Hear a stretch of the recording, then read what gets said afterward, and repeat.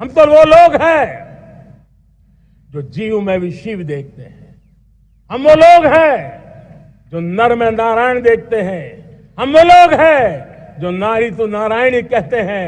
हम वो लोग हैं जो पौधे में परमात्मा देखते हैं। हम वो लोग हैं जो नदी को मां मानते हैं। हम वो लोग हैं जो हर कंकर में शंकर देखते हैं। यह हमारा सामर्थ्य है। हर नदी में मां का रूप देखते हैं। पर्यावरण की इतनी व्यापकता, विशालता, ये हमारा गौरव। हम विश्व के सामने जब खुद गर्व करेंगे तो दुनिया करेगी। भाइयों बहनों, हम वो लोग हैं जिसने दुनिया को वसुधैव कुटुंबकम का मंत्र दिया। हम वो लोग हैं जो दुनिया को कहते हैं एकम सत विप्रहा बदौ वदंती। आज जो होलियर देन दाऊ का जो संकट चल रहा है, तुझसे बड़ा मैं हूं, ये जो तनाव का कारण बना हुआ है, दुनिया को एकम सत विप्रा बहुधा वदंती का ज्ञान देने वाली विरासत हमारे पास है। जो कहते हैं सत्य एक है, जानकार लोग उसको अलग अलग तरीके से कहते हैं। ये गौरव हमारा है। हम लोग हैं जो कहते हैं यत पिंडे तद ब्रह्मांडे। कितनी बड़ी सोच है। जो ब्रह्मांड में है वो हर जीव मात्र में है। यत पिंडे तद ब्रह्मांडे, ये कहने वाले हम लोग हैं।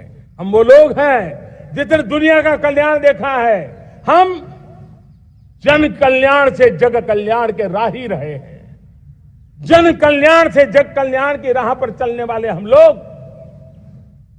जब दुनिया की कामना करते हैं तब कहते हैं सर्वे अपनी सुखिनो संतु सर्वे संतु निरामया। सबके सुख की बात, सबके आरोग्य की बात करना, यह हमारी विरासत है। और इसलिए हम बड़ी शान के साथ हमारी इस विरासत का गर्व करना सीखें। ये प्राण शक्ति है हमारी, जो हमें 25 साल के सपनों पूरा करने के लिए जरूरी है।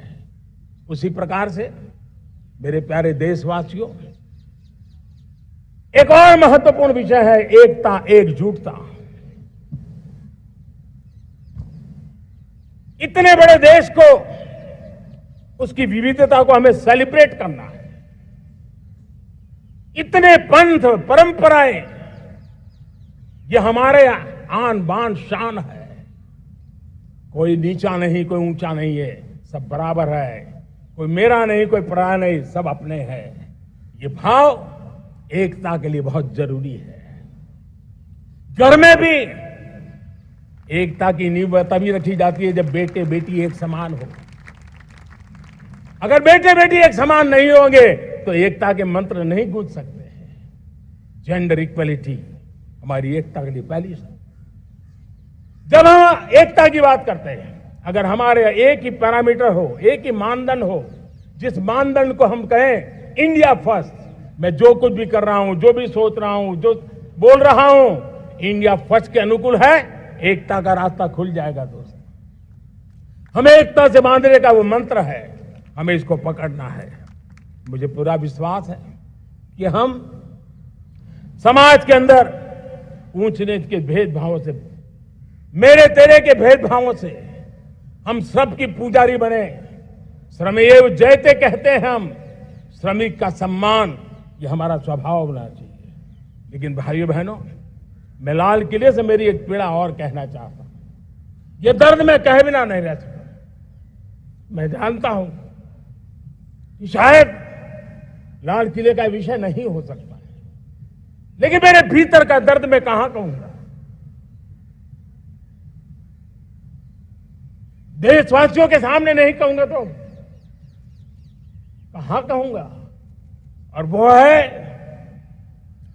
किसी न किसी कारण से हमारे अंदर एक ऐसी विकृति आई है, हमारी बोलचाल में, हमारे व्यवहार में, हमारे कुछ शब्दों में, हम नारी का अपमान करते हैं।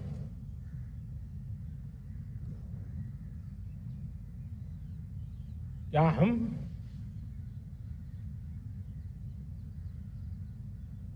स्वभाव से, संस्कार से, रोजमर्रा की जिंदगी में नारी को अपमानित करने वाली हर बात से मुक्ति का संकल्प ले सकते हैं?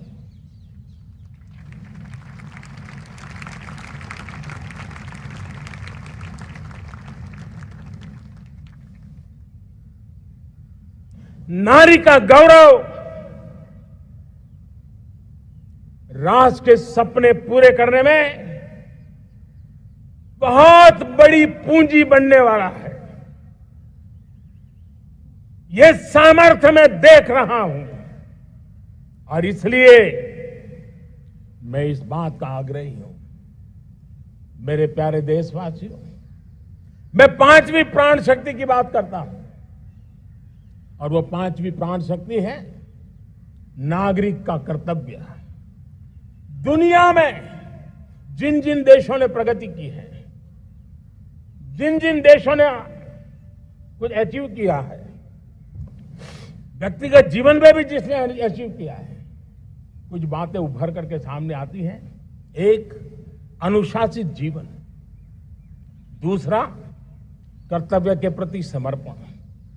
व्यक्ति की जीवन की सफलता हो, समाज की हो, परिवार की हो, राष्ट्र की हो, ये मूलभूत मार्ग है, ये मूलभूत प्राण शक्ति है और इसलिए हमें कर्तव्य पर बल देना ही होगा।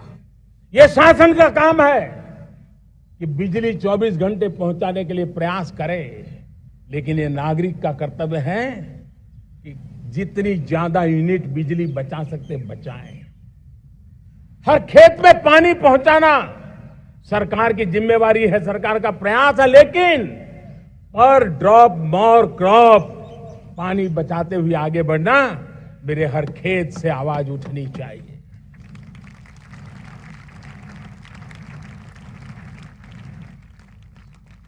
केमिकल मुक्त खेती, ऑर्गेनिक फार्मिंग, प्राकृतिक खेती, ये हमारा कर्तव्य है। साथियों, चाहे पुलिस हो या पीपल हो, शासक हो या प्रशासक हो, ये नागरिक कर्तव्य से कोई अछूता नहीं हो सकता है।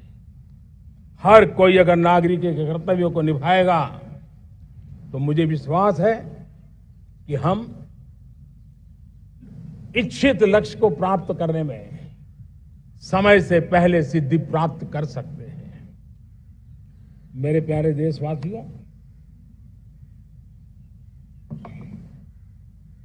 आज महर्षि अरविंदो की जन्म जयंती भी है। मैं उस महापुरुष के चरणों में नमन करता हूं, लेकिन हमें उस महापुरुष को याद करना होगा जिन्होंने कहा था, स्वदेशी से स्वराज, स्वराज से सुराज। ये उनका मंत्र है। हम सबको सोचना होगा कि हम कब तक दुनिया के और लोगों पर निर्भर रहेंगे। क्या हमारे देश का अन्न की आवश्यकता हो, हम आउटसोर्स कर सकते हैं क्या? जब देश ने तय कर लिया कि हमारा पेट हम खुद भरेंगे, देश ने करके दिखाया कि नहीं दिखाया? एक बार संकल्प लेते हैं तो होता है दोस्त। और इसलिए आत्मनिर्भर भारत, ये हर नागरिक का, हर सरकार का, समाज के हर इकाई का ये दायित्व बन जाता है। ये आत्मनिर्भर भारत, ये सरकारी एजेंडा, सरकारी कार्यक्रम नहीं है। ये समाज का जन आंदोलन है जिसे हमें आगे बढ़ाना है। मेरे साथियों, आज जब ये बात हमने सुनी, आजादी के 75 साल के बाद जिस आवाज को सुनने के लिए हमारे कान तरस रहे थे, 75 साल के बाद वो आवाज सुनाई दी है। 75 साल के बाद लाल किले पर से तिरंगे को सलामी देने का काम पहली बार मेड इन इंडिया तोप ने किया है। कौन हिंदुस्तानी होगा जिसको ये बात, एक आवाज उसे नई प्रेरणा, ताकत नहीं देगी? और इसलिए मेरे प्यारे भाई बहनों, मैं आज मेरे देश के सेना के जवानों का हृदय से अभिनंदन करना चाहता हूं। मेरी आत्मनिर्भर की बात को संगठित स्वरूप में, साहस के स्वरूप में मेरी सेना के जवानों ने, सेना नायकों ने जिस जिम्मेवारी के साथ कंधे पे उठाया है, मैं उनको जितनी सैल्यूट करूं उतनी कम है दोस्तों। उनको आज मैं सलाम करता हूं, क्योंकि सेना का जवान मौत को मुट्ठी में लेकर के चलता है। मौत और जिंदगी के बीच में कोई फासला ही नहीं होता है, और तब बीच में वो डट करके खड़ा होता है। और वो मेरा सेना का जवान तय करे कि हम 300 ऐसी चीजों अब लिस्ट करते हैं जो हम विदेश से नहीं लाएंगे हमारे देश की। ये संकल्प छोटा नहीं है। मुझे इस संकल्प में भारत के आत्मनिर्भर भारत के उज्जवल भविष्य के वो बीज मैं देख रहा हूं जो इस सपने को वटवृक्ष में परिवर्तित करने वाले हैं। सैल्यूट, सैल्यूट मेरे सेना के अधिकारियों को, सैल्यूट।